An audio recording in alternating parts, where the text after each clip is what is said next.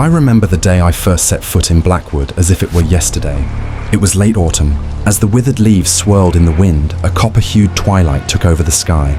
Along the trail leading to the town, the branches of massive maple trees formed a natural tunnel, filling me with an indescribable chill. Finding this place, which barely existed on any map, had been no easy feat. The nearest settlement was miles behind me, and I had to hike the final stretch on a rugged dirt path. The rusted, half-faded sign by the roadside where I could just make out the name Blackwood was the first sign of how far I had strayed from civilization. I had set out with the hope of escaping the noise of the big city and its gloomy memories to find peace here, when the silhouettes of a few white-painted wooden houses appeared on the horizon at the end of that inaccessible road. I took a deep breath and thought to myself, I'm finally here. I struggled to carry my heavy suitcase as I entered the narrow main street. The only sound breaking the silence was the crunch of gravel beneath my boots. There was no sound of children playing, nor the hum of an engine. A few people sitting on their porches, mostly elderly men and women, wrapped in cardigans, watched me with curious eyes. It was obvious I was an outsider, and my arrival in this desolate town had clearly surprised them. A middle-aged man in a flannel shirt with a grizzled beard stood up and approached me. I felt a wave of relief when he introduced himself as the local sheriff and spoke my name. Months ago, through agents back in the city, I had purchased an old farmhouse in Blackwood and had sent a letter announcing my arrival. Sheriff Miller greeted me with a polite but guarded tone and helped me with my luggage. "Your house is ready," he said in a firm voice. "We've been expecting you." I remember the day I first set foot in Blackwood as if it were yesterday. It was late autumn. As the withered leaves swirled in the wind, a copper-hued twilight took over the sky. Along the trail leading to the town, the branches of massive maple trees formed a natural tunnel, filling me with an indescribable chill. Finding this place, which barely existed on any map, had been no easy feat. The nearest settlement was miles behind me, and I had to hike the final stretch on a rugged dirt path. The rusted, half-faded sign by the roadside where I could just make out the name Blackwood was the first sign of how far I had strayed from civilization. I had set out with the hope of escaping the noise of the big city and its gloomy memories to find peace here, when the silhouettes of a few white-painted wooden houses appeared on the horizon at the end of that inaccessible road. I took a deep breath and thought to myself, I'm finally here. I struggled to carry my heavy suitcase as I entered the narrow main street. The only sound breaking the silence was the crunch of gravel beneath my boots. There was no sound of children playing, nor the hum of an engine. A few people sitting on their porches, mostly elderly men and women, wrapped in cardigans, watched me with curious eyes. It was obvious I was an outsider, and my arrival in this desolate town had clearly surprised them. A middle-aged man in a flannel shirt with a grizzled beard stood up and approached me. I felt a wave of relief when he introduced himself as the local sheriff and spoke my name. Months ago, through agents back in the city, I had purchased an old farmhouse in Blackwood and had sent a letter announcing my arrival. Sheriff Miller greeted me with a polite but guarded tone and helped me with my luggage. "Your house is ready," he said in a firm voice. "We've been expecting you." "Son," he said. But at that moment, I failed to notice the uneasy expression on his face. The sheriff walked ahead, leading me through the town toward my new home. I examined my surroundings as we walked. Among the mostly single-story wooden houses were derelict structures that looked as if they hadn't been touched in decades. Behind the lace curtains of a few windows, I sensed curious eyes watching me. Small faces vanished quickly into the shadows as soon as I looked their way. Living up to its name, the town grew bone-chillingly cold the moment the sun dipped below the horizon. Finally, we arrived at a small house on the outskirts of town, its facade blackened by years of dust and dampness. The sheriff muttered something under his breath as he unlocked the door with a rusted iron key. When I stepped inside, the pungent scent of old wood and mothballs hit me. In the faint light filtering through the dusty window panes, I could make out only a few old chairs, a worn-out daybed, and a faded deerskin hanging on the wall.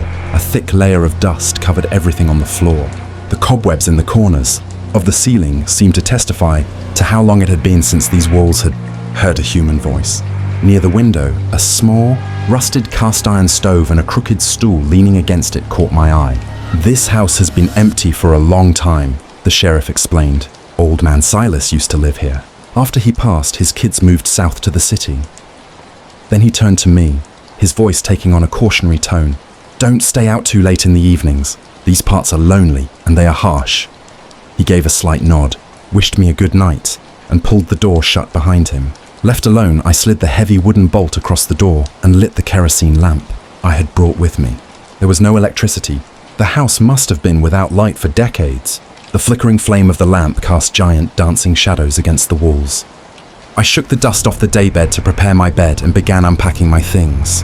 Just then, a small piece of leather tucked into the upper frame of the entrance door caught my eye. I reached up and took it, realizing it was an old handmade protection charm. It was tightly bound with black twine, containing dried herbs and a yellowed piece of paper with strange symbols handwritten in an archaic script. I figured old man Silas must have been a superstitious man, trying to protect his home from evil spirits with this trinket. Smiling faintly, I muttered, "Just old country superstitions," and set the charm aside on the windowsill. I was exhausted to the bone. I piled my belongings haphazardly in a corner, wrapped myself in a thick wool blanket, and lay down on the daybed. But as soon as I closed my eyes, the sheriff's parting warning and those anxious glances I had noticed all day swarmed my mind. I dismissed this unease as the stress of settling into a new place and tried to drift off by reassuring myself. When night fell, Blackwood succumbed to a profound silence. Aside from a few distant coyote howls and the hooting of owls, there was no sign of life. As the lamp's light grew dim, my eyelids grew heavy, and finally I drifted off. However, in that thin line between sleep and wakefulness, I thought I heard a light tapping sound inside the room. It could have been the wind rattling the shutter I'd left loose. I strained my ears. There was a faint scratching or dragging sound coming from the floorboards near the threshold, as if something was slowly shifting across the ground. I could have sworn I saw a dark silhouette looming in the corner of the room. My heart began to race frantically. I locked my gaze on that spot without blinking. But after a few breaths, I realized there was no one else in the room but me. I must be hallucinating from exhaustion, I reassured myself. Still, with an unsettling anxiety I couldn't shake, I wrapped the blanket tightly around me, whispered a few prayers, and drifted back to sleep. When I woke up with the first light of dawn, the nighttime unease had been replaced by a misty serenity. I cracked the window open. A thin veil of fog hung over the town, and the distant call of a moorhen echoed through the air. As the biting morning frost hit my face, a strange sense of relief washed over me. It was as if the night's nightmare had dissipated with the fog. I noticed the protection charm, which I had left on the bedside table, lying on the floor near the threshold of the door. I assumed I must have knocked it off in my sleep, as if to convince myself that no one else was in the house. I wandered through the rooms. Everything was exactly as I had left it. The heavy wooden bolt on the door was still fastened, and the windows were shut. I tried to persuade myself that everything I felt last night was just a trick of the mind, caused by fatigue and being in a strange place. I got dressed and was about to head out when there was a knock at my door. A cheerful woman stood there, holding a plate full of warm cornbread and biscuits. Introducing herself as my neighbor, Mrs. Gable, she said, "Welcome, dear. We figured you wouldn't have had a chance to fix yourself a meal yet." Mrs. Gable handed me the plate. As the steam from the warm biscuits rose into the cold air, I thanked her gratefully. After some small talk, she asked casually, "Did you sleep well your first night? These lonely places can be hard on a person at first." She must have noticed the dark circles under my eyes. I didn't know what to say. "Oh, it was all right. Just a new place, I guess," I brushed it off. Mrs. Gable frowned slightly. "I hope you get used to it. We're right here if you need anything, son," she said, wishing me a good day before heading off. Around noon, I headed out to explore the town.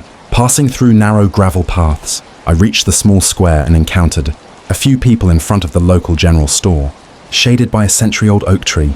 Sheriff Miller was there. He beckoned me over when he saw me. They were kind enough to pull up a chair and offer me some coffee. In one corner of the square stood an old church without a bell tower, and in the other, a general store with a rusted tin sign nailed to its wooden wall. At this hour, the town lived in its own quiet, steady rhythm. A few old-timers were huddling around a stove in front of the store, sizing me up. As we talked, the conversation turned to the town's past. I was curious why Blackwood didn't appear on maps and what had happened here in the past. There was a moment of silence. The sheriff averted his eyes. One of the elderly men let out a deep sigh. Old Elias, a man with a white beard and a face full of deep wrinkles, finally spoke in a heavy voice. "Son, do you know why this town is called Blackwood? Because there was once a winter here so fierce." Everyone went dead silent. I forgot all about the coffee mug in my hand, waiting for the words that would fall from his lips. Elias fixed his gaze on the distant, misty woods and began to tell the tale. My father used to tell it, and his father before him.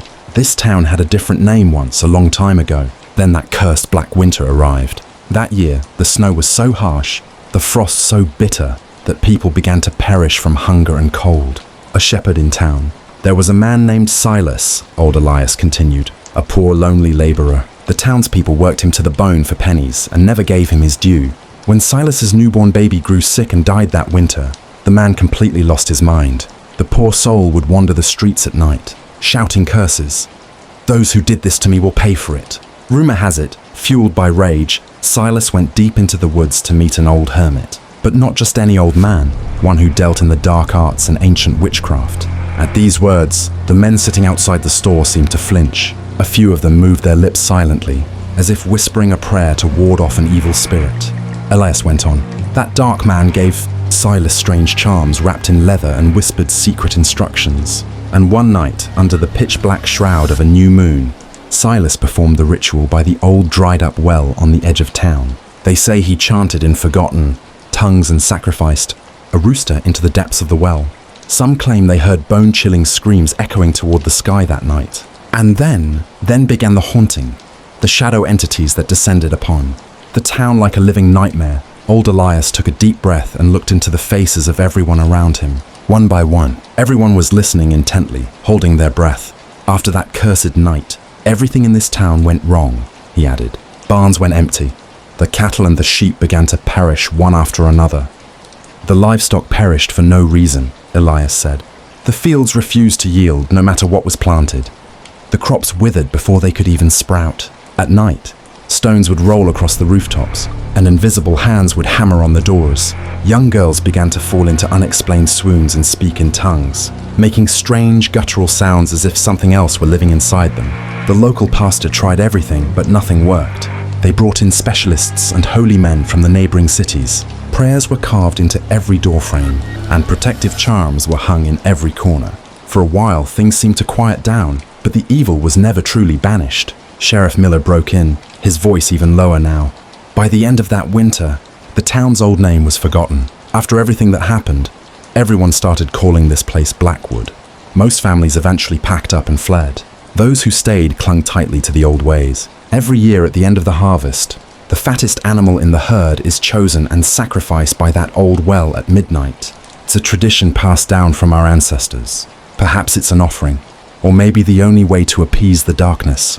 No one speaks of it openly, but everyone knows why. Old Elias nodded in agreement. Yes, son, blood is spilled at that well every year, just to keep those shadows at bay. But are they gone for good? No. Sometimes we still hear their voices. Sometimes they latch onto one of us. You remember old man Jake, who lived in that house before you, Miller? The sheriff let out a somber sigh. Elias turned back to me and continued. The poor soul, Jake, had no peace in his final years in that house. Strange incantations would rise from his home at night. Sometimes we'd hear him screaming. One morning, we found him unconscious on his doorstep. When he came to, he was rambling. They were choking me! They were cutting off my breath! There were bruises on his body, marks he couldn't have made himself. We called the pastor. Holy rituals were performed in that house for days. Then things settled down, Elias said. But a few months later, we found old man Jake dead in his bed.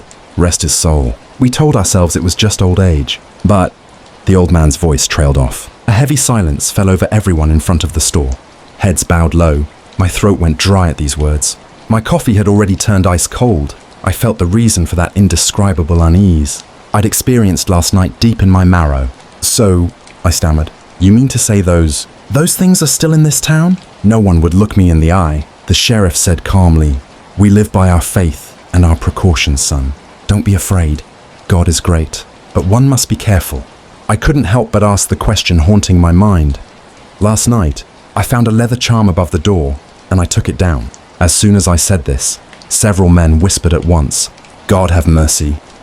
The sheriff furrowed his brows, his expression becoming dead serious. Son, that charm was Jake's protection. You made a grave mistake by removing it. The panic was evident in my voice. I didn't know. I just wanted to clean the place up. Old Elias raised his hand to calm me down. Better late than never, son. Tonight, after the evening service, I'll come to your house with the pastor. We'll read the scriptures, bless the house, and prepare a new protection charm. Everyone there nodded in approval. I thanked them with a mix of gratitude and shame. A slight sense of relief washed over me. I wasn't alone. The townsfolk weren't going to abandon me to my fate. As we dispersed from the store, a leaden darkness had already begun to shroud the sky. Leaden clouds began to descend upon the sky. I intended to go home, but I was too restless to stay still. As my mind raced with everything I had heard, my feet led me, almost unconsciously, toward the hilly slope at the northern edge of town, to the site of the old well they had spoken of. The afternoon sun was hidden behind the clouds, and the horizon was painted in a burnt orange glow. Crossing the vast empty fields and walking between two spindly birch trees, I saw the old well surrounded by a crumbling stone wall. The wooden winch was broken, and the bucket had long since rotted away. The soil around it was stained with a tar-like darkness, and the grass had withered to a sickly yellow. Not a single bird sang. A swallowing silence dominated the air.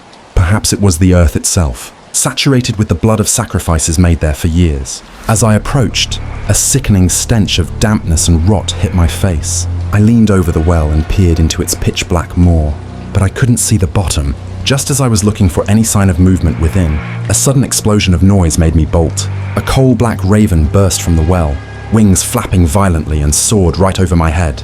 I stumbled back, terrified. My heart was pounding like a hammer. Realizing I couldn't stay there for another second, I ran back to town. Once the evening, darkness had fully set in and the church bells signaled the end of the service. The sheriff arrived at my house as promised, accompanied by the pastor and several elderly men. My small living room was suddenly filled with people as they brought in chairs. The pastor sat in the corner with an old Bible in his hands, and we formed a circle around him. In the flickering light of the kerosene lamp, their faces were solemn and determined. The pastor began by reciting a powerful prayer in a booming voice. His resonant voice echoed through the ancient wooden walls of the house. Then the pastor began reciting protection verses and psalms from the holy book, one after another. Meanwhile, old Elias burned dried sage in a small metal bowl, smudging the room. A sharp, smoky scent filled the air. The others sat with their hands clasped, fervently joining in the prayers. I sat in the middle of them, my heart pounding like a drum, my palms drenched in sweat. The pastor had just moved on to the most powerful invocations when the windows suddenly began to rattle. At first, I thought it was the wind, but the world outside was dead silent. The pastor raised his voice and continued. A few seconds later, the sound of something scurrying across the roof echoed through the house, as if something with claws was darting back and forth. Everyone inside knew exactly what it was, yet no one dared to look up. Without a moment's hesitation, the pastor pressed on, his voice growing even more commanding. Just as he reached the most pivotal part of the prayer, the flame of the kerosene lamp flared up and abruptly died. Pitch darkness swallowed the room. Startled whispers rose from the gloom. Even in the dark, the pastor continued reciting from memory. While the sheriff struck a lighter to reignite the lamp, faces were deathly pale, but no one moved to flee. Then a low humming swirled around my ears. I heard whispers coming from nowhere. It felt as though they weren't speaking into my ears, but directly inside my mind. As the pastor reached the final verses, the heavy wooden door of the house shuddered violently under 3 loud, rhythmic knocks. The door was bolted from the inside. Who could possibly be standing out there at this hour? Then, the pastor finished the final prayers, and we all let out a long collective breath. Suddenly, every sound ceased. The windows went still, and that eerie scurrying on the roof came to an abrupt end. It felt as if we had been caught in the eye of a storm that suddenly vanished. I was left breathless. Once the pastor and the others finished the ritual, they offered me words of courage and returned to their homes. After they left, a deceptively sweet sense of peace seemed to settle over the house. I hung the new protection charm above the entrance and placed the Bible they had brought on my bedside table. I felt a mixture of relief and an anxious sense of waiting.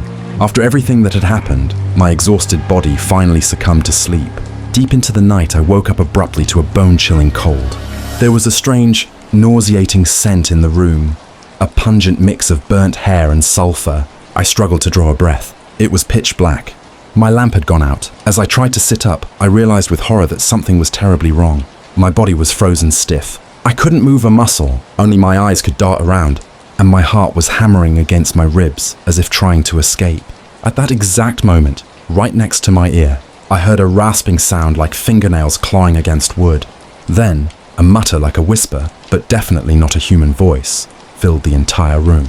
It was calling my name. Adam! A muffled, mocking voice echoed as if it were coming from inside the very walls. I shut my eyes in terror. I wanted to scream, but not a single sound escaped my throat. Suddenly, I saw the new protection charm above the door burst into flames. It was burning on its own, the leather scraps turning to soot and sticking to the wall.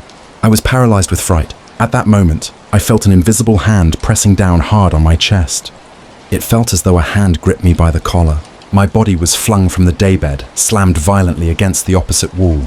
I fell to the floor groaning in pain, but it wouldn't let go. I felt a bone-chilling, iron-like claw wrap around my throat.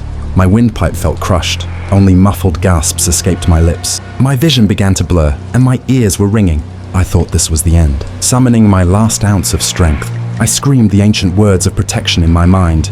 "Deliver us from evil."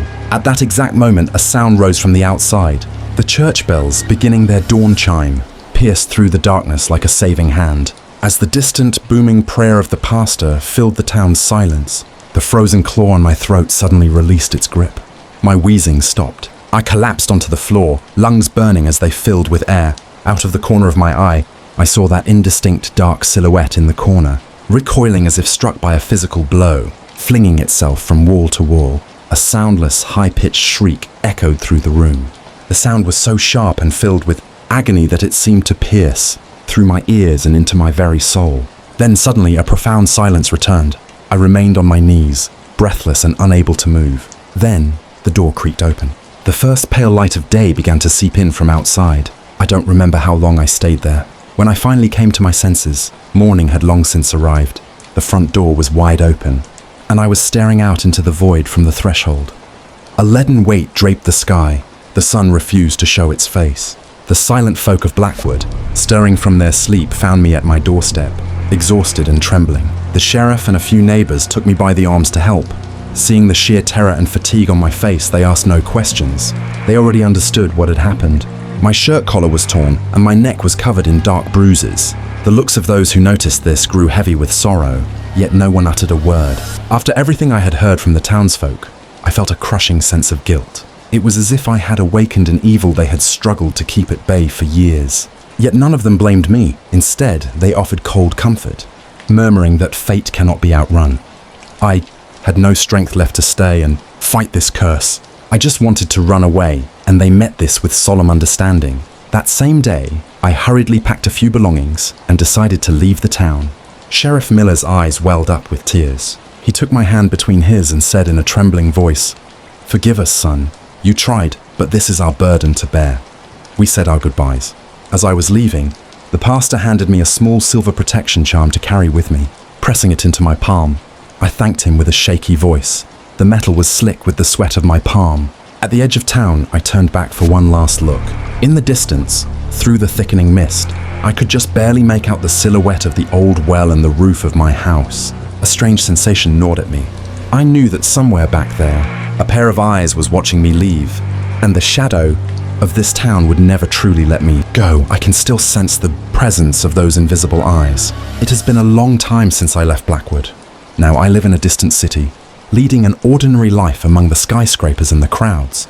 But on some nights, as I stare at the dark ceiling and hold my breath, I feel that ice-cold breath from the pitch black void of that town creeping up the back of my neck again.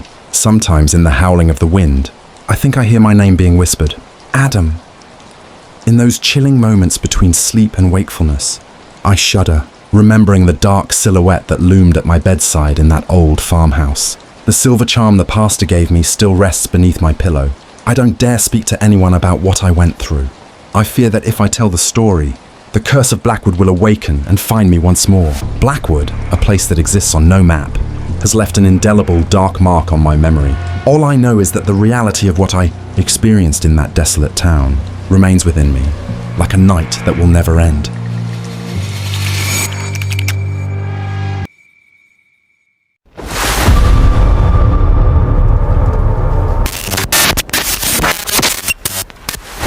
It was a late summer afternoon in the late 1980s. I was walking all alone on a dirt road leading to Blackwood Creek, tucked away in the desolate woods of West Virginia. Although the weight of my backpack made my shoulders ache, I was determined to reach the town before sunset. Since the old Greyhound bus dropped me off on the main highway hours ago, not a single vehicle had passed by. The surrounding hills and dense pine forests were shrouded in silence. The only sounds were the crunching of gravel beneath, my boots and the distant hum of cicadas. Blackwood Creek was a ghost town, barely findable on modern maps, said to have been abandoned decades ago. The reason for my visit was the eerie tales I had heard since childhood. My grandfather Ayaz used to mention unexplained occurrences in that town during his youth, but he always avoided the details. Only once did he whisper that something dark had haunted the place, forcing families to flee overnight, leaving everything behind. After my grandfather passed away, I felt a pull to get closer to his memories and see the secrets of Blackwood Creek with my own eyes. As the trail wound through the thick trees and over a small ridge, the first signs of the town finally appeared. A faded wooden sign sat half buried in the brush by the roadside. Blackwood Creek, Pop Zero. As soon as I stepped into the town, the smell of long-abandoned places hit me, a mix of damp earth, rotting wood and deep-seated mold. The last rays of the sun struck the walls of the crumbling cabins, stretching the shadows of the cracks like long, dark fingers. It felt as if the town itself was watching me. The walls, which clearly had been painted white once upon a time, had now turned a dismal grey, coated in layers of dust and dirt. Wild weeds sprouted from the thresholds, and the window panes had long since shattered. In the centre of what I assumed was the town square stood the ruins of an old stone well. There wasn't a soul in sight, nor a single fresh footprint. It was as if the entire world had stricken this place from its memory. A little further past the square, I saw a small wooden church with its bell tower half collapsed. Its stone foundation was cracked, and the heavy oak door had been torn from its hinges. The tolling of the bell that once echoed from this tower had been replaced by a deathly silence. In the churchyard, a few dry leaves tossed by the wind scurried across the stones with a ghostly rustle. In the midst of this desolation, an indescribable shiver ran down my spine. Being completely alone in a place where no human had set foot for years suddenly felt terrifying, yet my curiosity outweighed my fear. I moved forward slowly, hoping to find some trace of the past. I approached one of the houses that seemed somewhat intact. The heavy wooden door was ajar. When I pushed it, it opened with a long, piercing creak. The interior was draped in dust and thick cobwebs. As far as I could discern in the dim light, an old rocking chair sat against the wall next to an upturned cushion and a broken kerosene lamp. On the floor lay a faded rug fragment and piles of plaster that had fallen from the ceiling. It looked as if the inhabitants had vanished in an instant, leaving behind only the ghostly remnants of their daily lives. As the sun vanished completely, I pulled my small flashlight from my pack and scouted the area a bit more. The evening darkness was closing in fast. Since there was no electricity in Blackwood Creek, this battery-powered light was my only source of vision. Its weak yellow beam cast giant flickering shadows across the walls. I returned to the same house, brushed the dust off an old sofa and sat down. I took a sip of water from my canteen and let the silence envelop me. My heart was pounding, partly from the thrill of discovering this ghost town and partly from the uncertainty of the coming night. Once total darkness fell, the town took on an even more sinister atmosphere.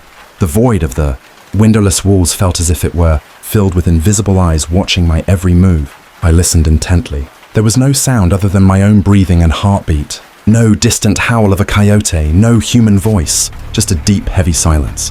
Even the wind had died down completely, replaced by a stagnant and suffocating stillness. Right then, I could have sworn I heard a faint noise in the distance. It was like a low hum carried by the wind or the muffled, rhythmic beat of a distant drum, reminiscent of an old ritualistic thumping. I held my breath for a moment, trying to pinpoint the direction of the sound, but the world plunged back into that graveyard silence. My ears must be ringing, I told myself. It made no sense to hear drums in a deserted mining town in the middle of the mountains. I waited a while longer, sweeping the beam of my flashlight through the windows and out toward the pitch-black streets. There was no movement. Just as I was about to retreat inside, a much clearer sound jolted me. The sudden strains of a fiddle and a banjo tore through the night, echoing in my ears. The rhythm struck up a tune, reminiscent of an old folk dance. Cheerful, yet utterly unsettling. The sharp twang of the banjo and the high-pitched wail of the fiddle filled the entire valley.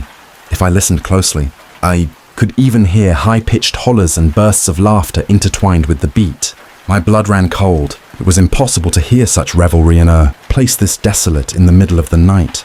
I tried to convince myself it was an echo from a town beyond the ridges, but I knew for a fact there wasn't a living soul for miles. Instead of fading, the sounds grew louder and more intense. With trembling legs, I took a few steps toward the source of the noise. I navigated through the pitch-black streets toward the town square. With every step, my pulse quickened in sync with the rising music. When I rounded the corner and the small square, which had been empty, just moments ago, came into view, I couldn't believe my eyes. The square, which held nothing but a ruined well, was now teeming with people. Dozens of silhouettes were spinning in circles, holding hands, performing a vigorous traditional folk dance. Torches and kerosene lamps burned at the corners of the square, their flickering light casting gargantuan shadows behind the dancing crowd. They were dressed in old-fashioned Sunday best. The women wore wide floral prairie dresses, while the men were in suspenders and tattered wide-brimmed hats. They wore old-fashioned frock coats. From a distance, it looked like a typical town celebration, but their clothes seemed to have been plucked straight out of the late 1800s. The sight was beyond surreal. I huddled behind the trunk of a massive oak tree, trying to make sense of what I was seeing. There hadn't been a single soul in this town during the day. Where had this crowd come from? Is my mind playing tricks on me? I wondered. But the sounds were too real. The screech of the fiddle, the rhythmic stomping of boots, the shouts and laughter, it was all there. Even the wind carried the scent of wood smoke mingled with the aroma of roasting barbecue. Suddenly, a hand touched my shoulder, and I nearly jumped out of my skin. I spun around in terror to find a middle-aged man watching me with a smile. I hadn't heard him approach at all. "Don't hide away, son. Welcome to our celebration," the man said in a calm, gravelly voice. He wore an old-fashioned tweed suit and a worn-out hat. His features were plain enough, but I noticed a strange, fixed glint in his eyes that made my skin crawl. A scream threatened to erupt from my throat, but I forced it down. There was something indescribably off about his attempt to appear perfectly normal. I stammered, not knowing what to say. Who are you?" The man gave a soft chuckle. "We're just the folks from around here." "Son," he replied, pulling his hand from my shoulder. "We're having a wedding tonight. Come, join us. You're not a stranger anymore." I was at a loss. My previous terror was replaced by a sort of daze, a numbness brought on by the man's strange charisma. I found myself involuntarily following him toward the square. It felt as if my body no longer belonged to me. My feet were moving toward that crowd of their own accord. The moment we merged into the crowd, those strange faces turned toward me. Every single one of them wore an exaggerated, fixed smile, almost like a mask. A woman grabbed my arm enthusiastically. "Come on, son, come take a seat," she said, pulling me toward an area covered with blankets and log benches. Suddenly, I found myself right in the middle of the musicians and the dancers. The banjo and fiddle players were performing feverishly right beside me, while the people around kept time by clapping their hands. Further ahead, I saw a long wooden table set under the oak trees. It was lined with steaming cast iron pots, cornbread, and pewter mugs. Seeing my look of astonishment, an elderly woman said, "Go on, son, fill your belly," and handed me a plate of steaming beef stew and cornbread. The scent of fresh butter and spices was so realistic that for a moment, I forgot my terror.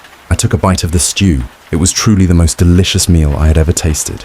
People around me were shouting with joy, raising their mugs to one another and drinking hard cider. I felt as if I were in a bizarre dream. I was aware of what was happening, yet I felt like I was watching myself from the outside. It was as if my body were being controlled by another will. After a while, the music quickened significantly. One of the young men nearby tugged at my arm and pulled me to my feet. Suddenly, I was among them, shoulder to shoulder, performing a traditional folk dance. The fiddle's rhythm grew faster and faster, the tempo rising to a fever pitch. The screeching wail of the fiddle rang in my ears, and my head began to spin. The swirling faces and colorful clothes soon blurred into a vortex of color and noise. I don't know how much time had passed. I had lost all sense of it. It felt as if this vicious cycle would last forever. My legs were exhausted, my breath was gone, but the people around me kept dancing without pause, and they wouldn't let me go. Right then, I noticed a terrifying detail. The man dancing next to me was barefoot, and his feet were completely turned backward. From the ankle, his heels were facing forward, and his toes pointed back. My eyes widened in pure horror. I looked at the faces around me again. Those who had seemed ordinary just moments ago now had sallow, lifeless features. Some had eyes that glowed with an unnatural yellow tint, while others had skin as white as chalk, stretched tight over their skulls. They seemed to be laughing without moving their lips. The sounds felt as if they were echoing from a void. As soon as I saw this spine-chilling sight, I tried to recoil, but breaking free from the dance circle was impossible. The man on my left clamped his steel-like fingers onto my wrist and wouldn't let go. I turned to the right, trying to pull away from the woman on my other side. She slowly turned her head toward me. In that instant, icy air filled my lungs. Her face was pitch black, like a charred piece of coal, covered in deep, raw wounds. Her eyes were nothing but two hollow black pits with no trace of life in them. Yet she still wore that fixed, horrific smile, and a whisper like a snake's hiss escaped from between her teeth. At that moment, a realization struck me like a lightning bolt. Was the legend my grandfather, Ayaz, told me about the celebration of the ancient demons actually real? Or had the residents of Blackwood Creek never truly left? These aren't humans. They can't be. My heart was hammering against my ribs as I gathered every ounce of strength and threw myself backward. I made one final, desperate lunge to pry my wrists from those steel-like talons. I managed to slip from the young man's grasp and stumbled back with unsteady steps. The dance circle froze. The music died instantly. The entities playing the instruments stopped and slowly turned their heads toward me. Their forms had fully distorted now. The banjo player's arms were unnaturally long, and the fiddler's face resembled the head of a mountain goat. Several figures from the crowd stretched out their hands, their fingers elongated and tipped with sharp, claw-like points. In my terror, I reached for the old prayers I had learned in Sunday school as a child. The words of the 23rd Psalm began to spill from my trembling lips. Even though I walk through the valley of the shadow of death, I will fear no evil. As I murmured the words, a deafening shriek suddenly tore through the air. The beings around me clapped their hands over their ears in agony. The creature in front of me collapsed with a horrific wail, clutching its head and moaning. At that very moment, another sound pierced the darkness of the night.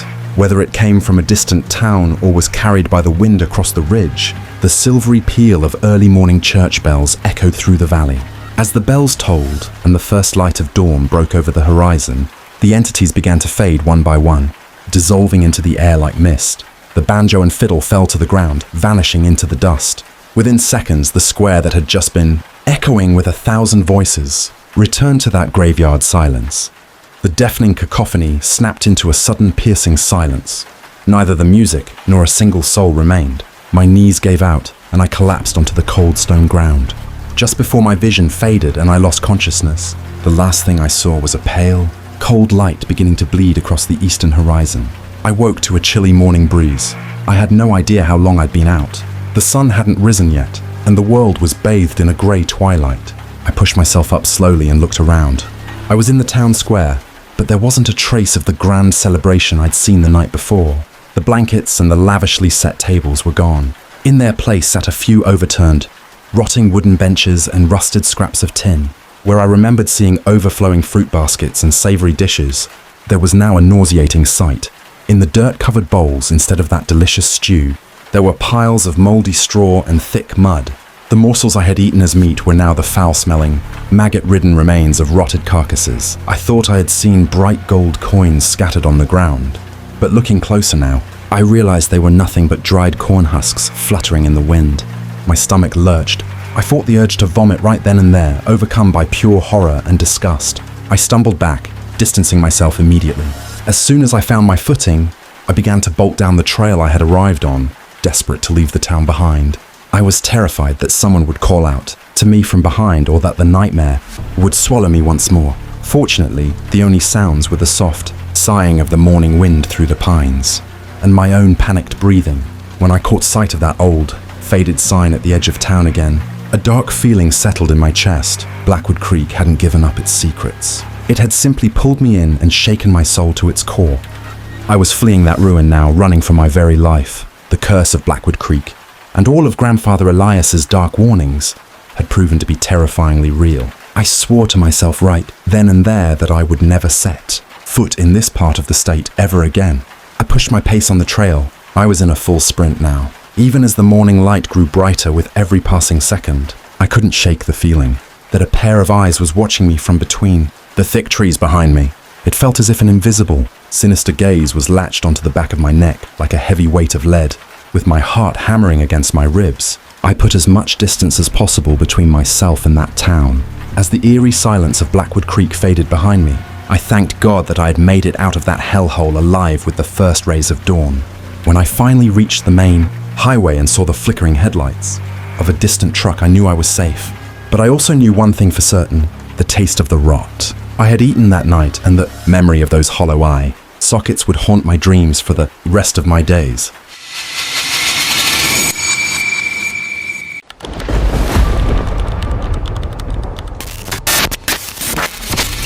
As the night deepened, a video appeared on my computer screen about a desolate, abandoned churchyard called Blackwood, located in the remote hills of West Virginia. I had found myself wandering through horror story channels. The video told the chilling tale of Eleanor, who died during childbirth in the 1960s, and her infant daughter Abigail, who passed away just 20 days later. According to the legend, Eleanor and Abigail were buried in separate plots. However, every time family members visited, they found the soil of the two graves mingled together, and the headstones moved as if joined by an invisible force. Even local newspapers had reported on this mystery. The graves were separated multiple times, and distance was placed between them. Yet every morning, they were found reunited. This incredible story sent shivers down my spine. In my dark room, staring at the images of ancient, moss-covered tombstones, my heart began to race. In the video, the trembling voice of an old woman said, "No matter how many times you pull them apart, the mother and daughter always find each other." I couldn't resist. I had to see this mystery with my own eyes. Late the next evening, I hit the road. As I left the city lights behind and drove into the wooded backroads, the autumn wind whistled through the trees. Finally, I saw a faded sign that read, Blackwood Chapel, 1880. Pulled my car over and walked toward the old, rusty iron gate. When I pushed it open, the high-pitched screech of the metal cut through the silence of the night like a knife. The rusty hinges screeched as the gate closed behind me. The moment I stepped into the cemetery, the air turned ice cold. It was as if the graveyard opened up into its own distinct frigid climate. As the wind howled over the stony path, the crunch of gravel beneath my feet echoed through the night's silence. The sharp scent of damp earth and decaying leaves filled my nostrils. I had to find what I was looking for before total darkness set in. At the end of the path, I saw an old lantern lying on the ground next to a sign with faded letters. Blackwood Chapel Cemetery. I picked up the lantern, fixed the latch, and lit it. When I looked up, only a thin sliver of stars remained in the sky. As the wind groaned again, the long shadows of the trees swayed toward me like giant waves, making me shudder. I was alone. As I moved among the weathered, moss-covered headstones, the deepening shadows made the dates on them impossible to read. Near the entrance stood an old, rusted iron lantern once used to light this place, now broken and forgotten. This place felt truly desolate, secluded, and dead. A place where even sound seemed to lose its echo. It was nearing midnight. As I walked with slow, cautious steps, the faint sound of the wind made it feel as though someone was following right behind me, playing tricks on my mind. I headed toward a cluster of headstones further in, searching for the legendary merging graves of Eleanor and little Abigail. Just then, the main gate slammed shut with a heavy thud. The metallic clang of the latch, caught by a gust of wind, froze the blood in my veins. Between the ancient stone fences built decades ago, I felt completely trapped.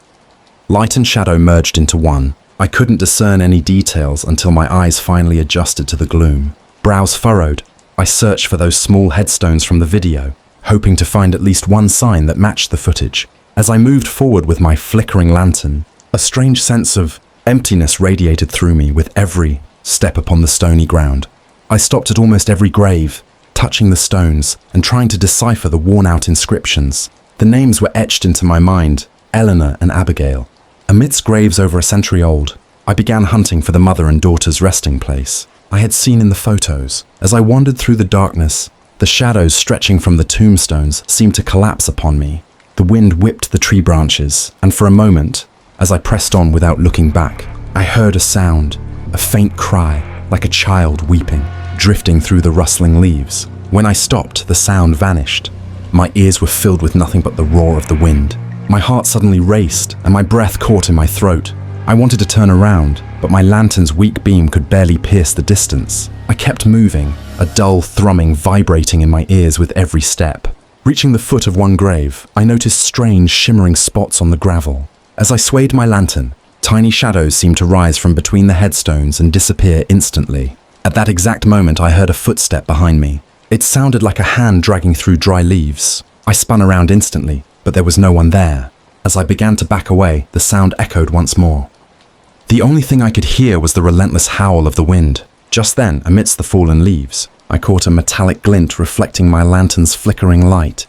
It was an old ring. Beside it, in front of a weathered headstone, sat a small metal baby shoe. Maybe this belonged to Abigail, I thought. I reached out, but as the beam of my light swept over the area, the shadows seemed to flee from me. As my fingertips neared the shoe, a shiver raced through my entire body. I wasn't just smelling old metal. I could smell the scent of freshly turned earth. At that exact moment, a creaking sound rose from the upright stone beside me. I spun around. One of the tree branches twisted and snapped. Not from the wind, but as if moved by a deliberate hand. My heart was in my throat. I aimed my lantern toward the direction of the weeping sound and heard a raspy whisper that shattered the silence. "Mommy," the voice felt less like an external sound and more like a scream, echoing from within my own mind. The cold intensified, my eyes welled up, and a thick cloud of terror settled over everything. With dizzying speed, I turned around. Right there, merged against the edge of an old tombstone, stood the silhouette of another grave with its back to me. I shook my lantern, but the silhouette didn't vanish. It remained there, anchored in reality. Yielding to my instincts, I took a step back. A few seconds later, another whisper echoed. "Abigail." Every corner I scanned with my light was filled with shifting shadows. Trying to steady myself, I muttered, "It's just your nerves. It's just a game."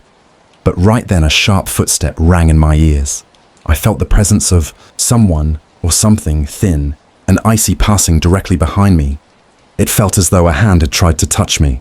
I spun around instantly, but there was no one. I reached back and felt my own spine. A cold void still lingered where the touch had been. This entity no longer recognized the boundary between us, and I realized I was completely vulnerable. From the distance, a faint rasp, a low maternal whimper echoed through the air.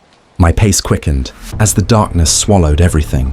I could no longer tell what was happening between the graves. My only thought was getting out of there alive. At that moment, under the beam of my lantern, I saw one of the headstones move slightly. I couldn't believe my eyes. The edges of the two graves were touching. They had glided across the ground as if floating, merging into one. My heart hammered as if it might fail, and suddenly everything became clear. The headstones of Eleanor and Abigail were truly side by side, locked together. It wasn't just a legend. The impossible truth I had read about in the news was right in front of me. I threw myself toward the graves. Driven by a frantic impulse, I dug my nails into the dirt and tried to pry the stones apart. As I strained to push the headstone, I felt a sensation like a thick, massive iron spring stretching beneath the earth. Simultaneously, the air vibrated with a tremor rising from deep underground. Families had tried to separate them countless times to no avail. Just as the report said, a mysterious force always reunited them. The moment I let go, the stone snapped back to the other with a sickening magnetic pull. Right then, I felt a touch on my cheek, as light as a kiss, but as cold as death. I was about to scream, but the sound died in my throat. The touch felt like an icy hand moving over a searing heat. My lantern jolted and fell from my grasp. I focused all my senses, trying to make out a shape in the gloom, but I only felt a tactile, heavy presence. Dazed with terror, my fragile hands were shaking uncontrollably. The glass of my fallen lantern shattered with a sharp pop. Among the shards of broken glass, I looked at a horrific hand reaching out toward me. It was a dark, semi-translucent form, like the pale hand of an infant waiting to be reunited with its mother. When this eerie entity touched my hand, I froze. We stood eye to eye, yet there was no expression looking back at me, only a hollow void, a coldness devoid of emotion that engulfed my entire body. My legs turned to stone, my heart hammered as if it were about to burst, as if I wouldn't live another minute. For a moment, it felt like I was the only person left in the world, and it was looming over me. Then, the scream I had been suppressing finally tore from my throat. My cry was the only thing echoing in that dead silence. I tumbled onto the grass, hitting the ground hard without knowing what I had tripped over. The lantern flickered out instantly, and everything was swallowed by total darkness. I couldn't see a thing until, with trembling hands, I fumbled for the lantern and managed to relight the flame. Panic-stricken, I scanned my surroundings. There was nothing but dry leaves stirred by the wind. I turned and bolted toward the exit. Yet even as I ran, I felt a touch on my shoulders, as if invisible hands were trying to pull me back. I felt a light, icy touch on the back of my neck. My legs were giving out, but I couldn't stop. Running blindly in the dark, I tripped over a headstone on the left side of the path and slammed onto the ground. As I struggled to look up, I found myself staring right at the edge of Eleanor's grave. Suddenly, I noticed a shimmering object in the dirt, a worn-out, antique baby bottle. Seeing such a small, innocent item in this place made my skin crawl. I picked it up with trembling hands. It felt unnatural, as if it belonged to a different realm. I cast one last look at the graveyard, but only the cold wind howling between the stones greeted me. I made my choice then. I would never look back. It was midnight by the time I finally scrambled out of the Blackwood Cemetery. I reached my car in a half-run, my heart aching with every beat as if shards of ice were breaking inside my chest. When I got home, I made a cup of coffee with shaking hands, but my knees wouldn't stop trembling. I couldn't sleep that night. Every time I closed my eyes, my subconscious punished me with visions. The muffled sobs of baby Abigail clinging to Eleanor, the sight of the graves slowly sliding through the earth to meet each other, and that pale bottle lying in the dirt. The morning light brought some relief, but the shadow of the night lingered. I jumped at every tiny sound. Later, while sitting in front of the TV, a news segment caught my eye. Eleanor and Abigail. The graves that refused to stay apart. The report stated that authorities had separated the plots dozens of times, only for them to mysteriously reunite every single time. I knew then, with a chilling certainty, that everything I had witnessed was hauntingly real. Reunited. The moment I read those words on the screen, the reality of what I had experienced pierced through me like a blade. I wished I were somewhere else, somewhere far away from these streets. That made me shudder so violently. The days that followed were unbearable. As midnight approached, the terror inside me became so overwhelming that I grew afraid to even close my eyes. In my dreams, I would find myself back in that same graveyard, waking up in a cold sweat the moment I heard those infant whimpers.